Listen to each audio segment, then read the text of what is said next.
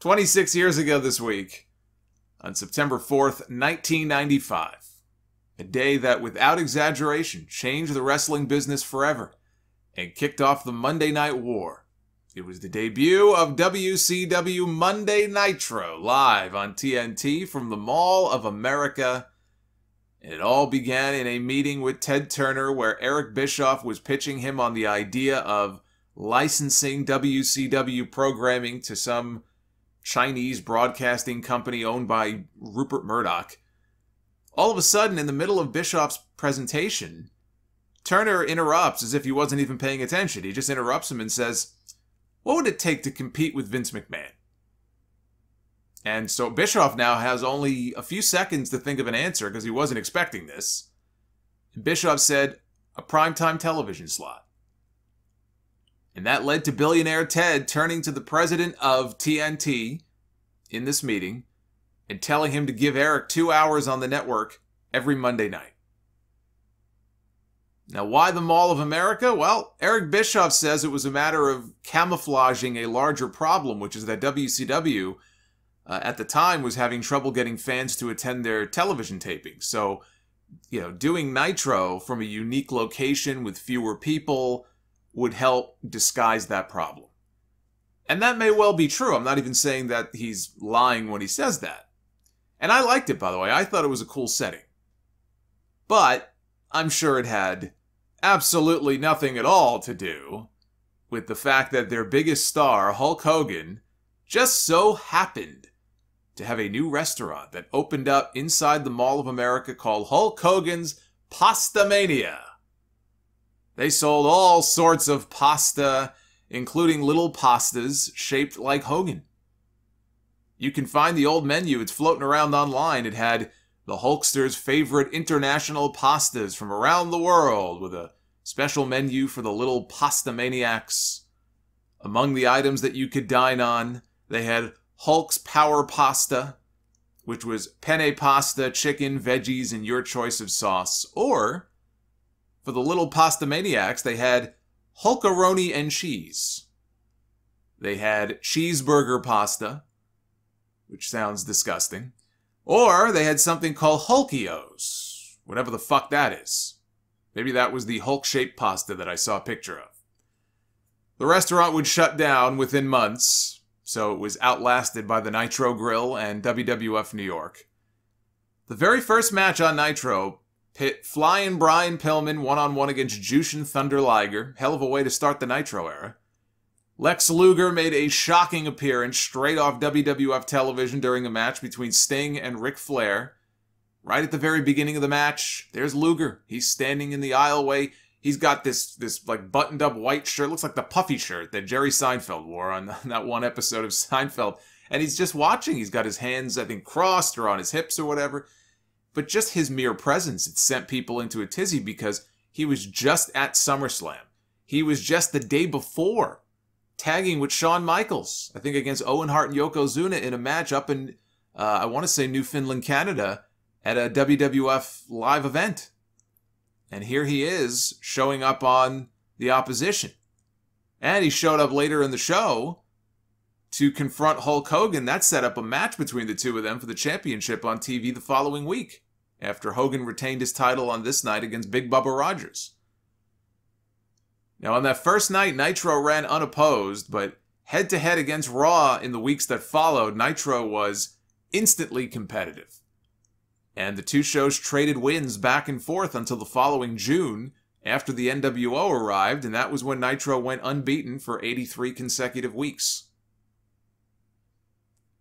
23 years ago this week, on August 30th, 1998, the Highway to Hell rolled through Madison Square Garden for SummerSlam, which did the biggest pay-per-view buy rate ever for a SummerSlam with 700,000 buys. It was a good show with a great video package set to AC/DC's Highway to Hell that I still remember to this day. That video gets me amped up every time I go back and watch it.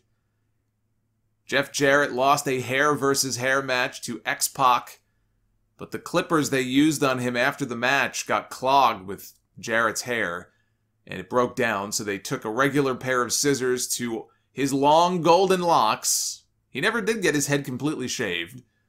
Waltman was not happy with his payoff from the match and told Jarrett when the two of them appeared together on the Pro Wrestling for Life podcast. He said, "I wasn't happy about it. As a matter of fact, I think I called you just to make sure we got the same, and we did. First, I called Vince, and I was like, 'Vince, hey man, when did you start paying by the pound?' And he was like, 'Well, if that's how this conversation is going to go, then this conversation's over. You need to talk to Jim Ross about this.' So I used the same line on JR, and I got $5,000 extra for it. Every time I complained, they would send me an extra $5,000 to shut me up. When I make a call like that, it's not because I think I got shorted by $5,000. Honestly, it was half of what I thought it should have been.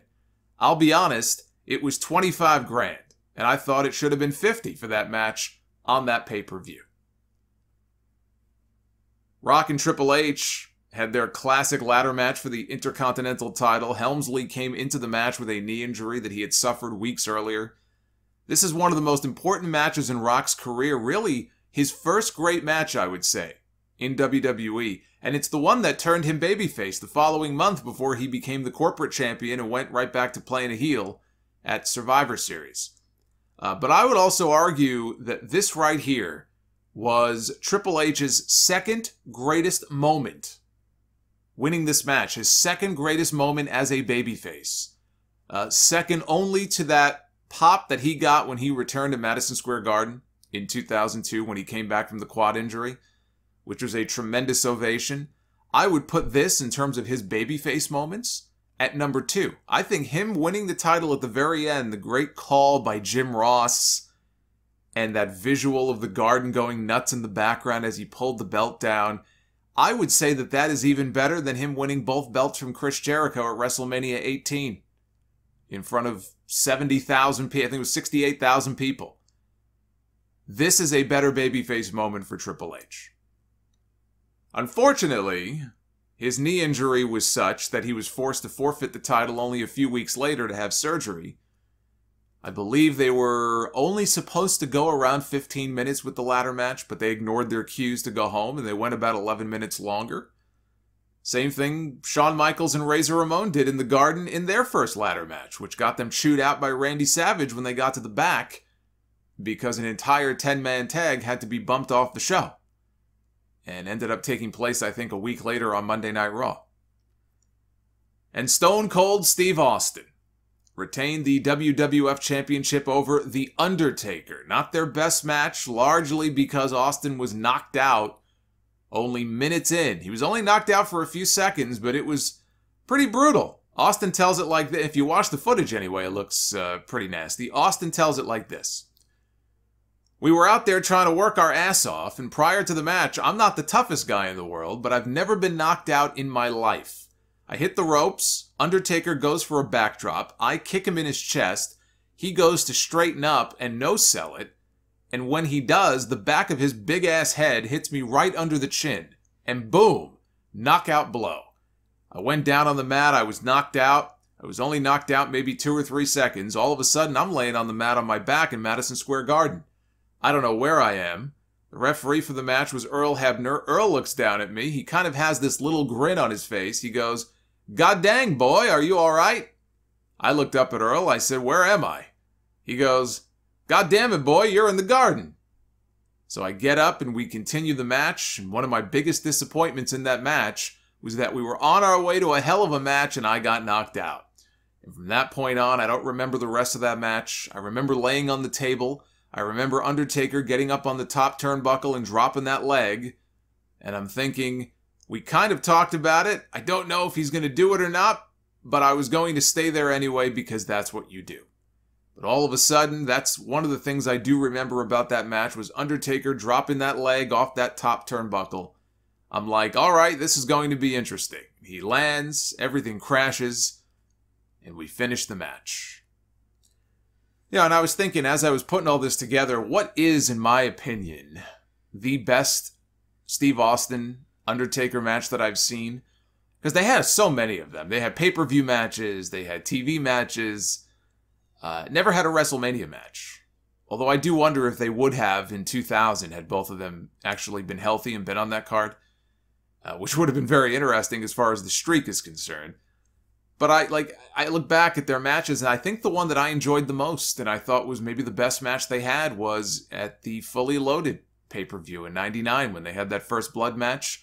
It was Ministry Undertaker against Steve Austin. If Austin won, Vince McMahon would have to leave. I remember that being a pretty damn good match with a great finish too. Jim Ross on the call yelling at Earl Hebner because Undertaker's bleeding. Look at him! Look at him! Ring the damn bell! That was a great match. That might have been the best match they had. 20 years ago this week, on the September 3rd, 2001 episode of Raw is War from Toronto. The second to last Raw. I should say the second to last Raw is War before 9/11 happened. And they shortened the name of the show back to just Raw. I guess they thought it was in poor taste to call the show Raw is War, given that the country was going to war. After watching his brother, they were still brothers back then, watching his brother Edge win the King of the Ring and then win the Intercontinental title at SummerSlam, Edge's singles career was really taking off. Christian had grown jealous, but he had a chance to become a champion himself on this night, challenging The Rock for the WCW title. He did not succeed. And later in the show, Edge beat Lance Storm to retain his IC title. And when Storm attacked Edge after the match, Christian ran down with a steel chair to make the save. Christian grabbed Edge's King of the Ring trophy that he was still carrying around with him and handed it to him. And then he took the chair and he clobbered him over the head with it, turning heel. And then he delivered a one-man concerto to his brother. Christian, at last, you're on your own. Christian would win the Intercontinental title from Edge the following month at Unforgiven before losing it back to him in a ladder match at No Mercy in October. 19 years ago this week, on September 2nd, 2002, Monday Night Raw was in Milwaukee, Wisconsin, where Raw General Manager Eric Bischoff reintroduced the big gold belt by presenting it to Triple H out of a briefcase and declaring him the new World Heavyweight Champion by virtue of him defeating The Undertaker in a #1 contenders match for the Undisputed Championship the week before. That was before Brock Lesnar took the title with him over to SmackDown. So Triple H won a #1 contenders match for a title that really didn't belong on Monday Night Raw anymore. I thought it was incredibly dumb to just hand the belt over to him instead of having him win it. You do a tournament, you give him a bye into the semifinals or something, given that he won the #1 contenders match, and then you do the finals between him and Rob Van Dam at Unforgiven, which was the match they ended up doing anyway for the championship. But I guess they thought this would put a ton of heat on Triple H by just handing him the belt this way.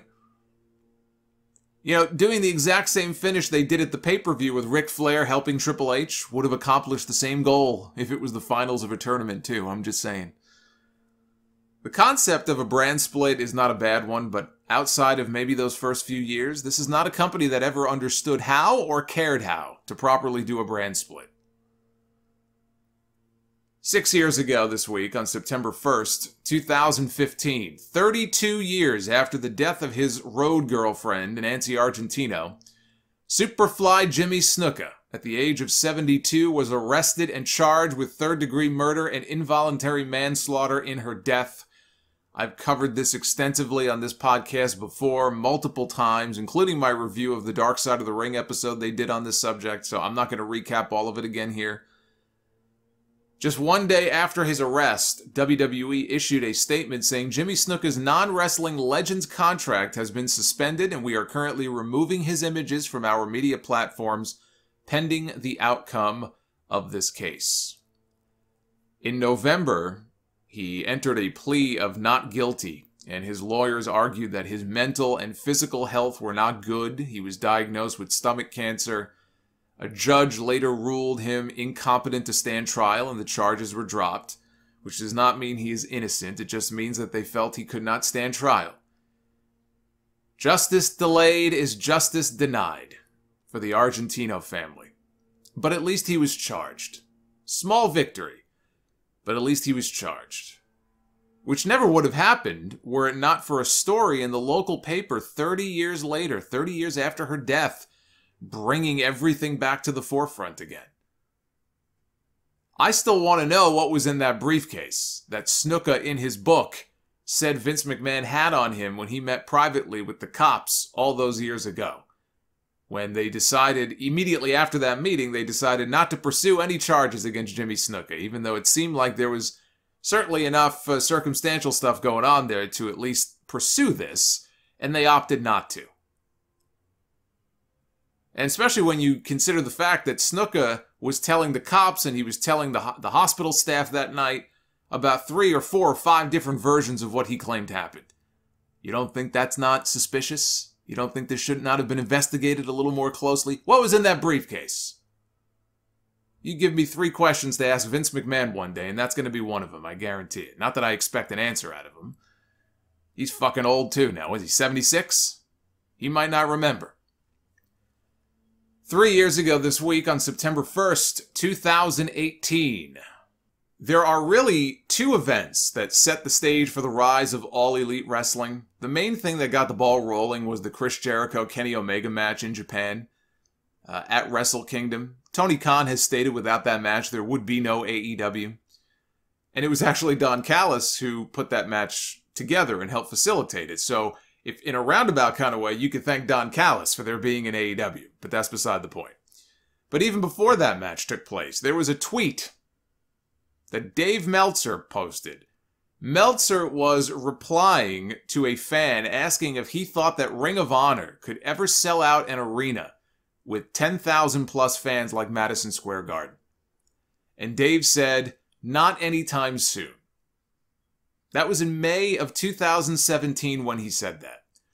Cody Rhodes saw that and he responded. He said, I'll take that bet, Dave. I already gave them their biggest buy rate. Put the Bucks and I on the card and 3 months to promote. And he tagged Ring of Honor in the tweet, who he was wrestling for at the time. It took longer than 3 months, but on this date in 2018, Cody and the Bucks co-promoted with a little help from Ring of Honor, who I believe helped on the production end, and I believe they still own the footage of this show. They produced an independent wrestling pay-per-view called All In from the Sears Center in Chicago, which today is the Now Arena, the site of tonight's all-out pay-per-view. Selling it out with more than 11,000 fans in attendance. That includes over 10,000 tickets that were sold out in the first 30 minutes that they were put on sale in May. And that was with only 1 match announced. They brought Sean Mooney in to do, I think, 1 or 2 backstage interviews. Stephen Amell, who worked with Cody in WWE in that tag team match at SummerSlam. The star of Arrow lost to Christopher Daniels in a singles match. Tessa Blanchard won a fatal 4-way over Madison Rayne, Chelsea Green, and Britt Baker, who came out to Adam Cole's old Ring of Honor entrance music. Isn't it amazing? Tessa came off as the star of this match. Britt was still very much an unknown and relatively inexperienced. And here we are 3 years later. Britt Baker is the AEW Women's Champion, one of the most over stars in the entire promotion. And Tessa has fallen off the face of the earth. How quickly things can change. Cody won the NWA World's Heavyweight Championship from Nick Aldis, but only held it for 7 weeks before losing it back to Aldis at the NWA 70th anniversary show, a reign that would last for 1,043 days until last Sunday at the 73rd anniversary show. The low point of this show, and I'm not even saying this just in hindsight because the guy's a scumbag. I mean, I said this at the time. I thought this was fucking stupid. The low point of the show was the Joey Ryan stuff with the penis druids after the match between Adam Page and Joey Janela. It's even creepier now to look back at it, but even when it happened, like I said, it was stupid. The biggest reason I ripped on it when I reviewed this pay-per-view back on episode 562 was because had they not done this shit, the main event, which felt like it was shortchanged, could have had a few extra minutes added to it. Kenny Omega beat Pentagon Jr. in a great match with Chris Jericho after the lights went out, post-match, showing up as a surprise cameo dressed as Penta, hitting a codebreaker on Omega. Kazuchika Okada from New Japan Pro Wrestling appeared on the show, beating Marty Scurll. And Kota Ibushi was on the show, tagging with the Young Bucks in the main event, with a win over Rey Mysterio, Rey Fenix, and Bandito. They got a lot of names for this show. No CM Punk, though. I know they were in Chicago and people thought Punk might be there. Here we are now 3 years later. Better late than never. But make no mistake, the success of this show is still being felt today. AEW getting a deal with TNT and all of the success that they've had really can be traced back to the success of All In and everything that came after that. 2 years ago this week, on August 31st, 2019, AEW produced its first all-out pay-per-view in Chicago, the sequel to All In 1 year earlier, which was not an AEW show because there was no AEW yet. Nyla Rose won the Women's Casino Battle Royal, last eliminating Britt Baker. Jon Moxley had a staph infection that took him out of his scheduled match with Kenny Omega, so AEW turned a negative into a positive and replaced Moxley with the Bastard Pack, and gave us a surprising finish, surprising to me at least, with Omega passing out in Pac's Brutalizer submission, handing Pac the win. Jimmy Havoc defeated Darby Allin and Joey Janela in a three-way Cracker Barrel clash. And here we are 2 years later, and Darby is one of the biggest stars in the company. Janela is an afterthought, and Jimmy Havoc is out of wrestling altogether, working for a delivery service. The Lucha Bros retain their AAA Tag Team titles with a win over the Young Bucks in a ladder match. And here we are tonight at All Out. The Bucks and the Bros meet again, this time inside a steel cage. After the match, both teams were attacked by Bill Clinton and JFK, or two men wearing Bill Clinton and JFK masks. Those two men turned out to be Santana and Ortiz, the former LAX from Impact Wrestling, who were being courted by both WWE and AEW. They made their choice, and their choice was AEW. And Chris Jericho beat Hangman Adam Page to become the first ever AEW World Champion. It was the correct decision at the time. Jericho was the established name. Hangman was not. It would have been way too soon for him to win it. And it was backstage after the match during his celebration that Jericho decided to partake in a little bit of the bubbly. And a whole new line of merchandise was born. He got that line, by the way, from Jim Carrey in the movie Dumb and Dumber. There are still people who think he came up with that on his own. He did not. After winning the championship, Jericho promptly lost it. But not in the ring. He filed a police report the Monday after the pay-per-view claiming that he left the belt inside his rented limousine while he ate dinner at a Longhorn Steakhouse in Tallahassee, Florida. Jericho said, "Unfortunately, less than 24 hours after I became the first AEW champion, with blood streaming down my face after one of the hardest matches I've ever had in my life, some low-life scumbag committed grand larceny and robbed me of the AEW championship." So he was trying to turn all the publicity into a storyline. He was vowing to get detectives from all over the world to find out who stole the belt. But the day after the news broke, police recovered the belt, with the story being that someone found it on the side of the road and turned it in. That person claimed that he and his wife thought it was a knockoff belt, and they went to go sell it on Craigslist when they started getting messages about the stolen belt. And they realized it was real. And that's when they went to the police with it. When he got to the station, he ran into the owner of the limo company that gave Jericho a ride to the steakhouse.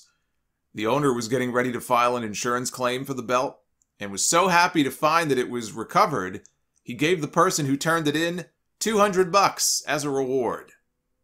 He returned a $30,000 belt and got $200 in return. And 1 year ago this week, on episode 668 of The Sound Off, I brought back This Week in Wrestling History after a 6-year absence, and it has been a lot of fun going back down memory lane and learning some new things along the way myself that I didn't know before. I hope that you've enjoyed the time and effort that went into putting these segments together every week.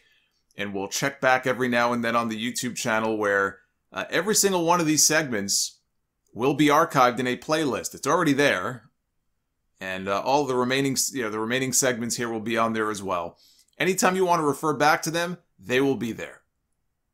And I'll still be talking about historical stuff on the podcast. I mean, that's never going to stop. Maybe I'll do another countdown soon. It's been a while since I've done one of those. But for now, I will be able to start answering more of your email questions. Again, the return of the mailbag. And you can send those email questions to thesolomonster@gmail.com. And for the final time, that is this week in wrestling history.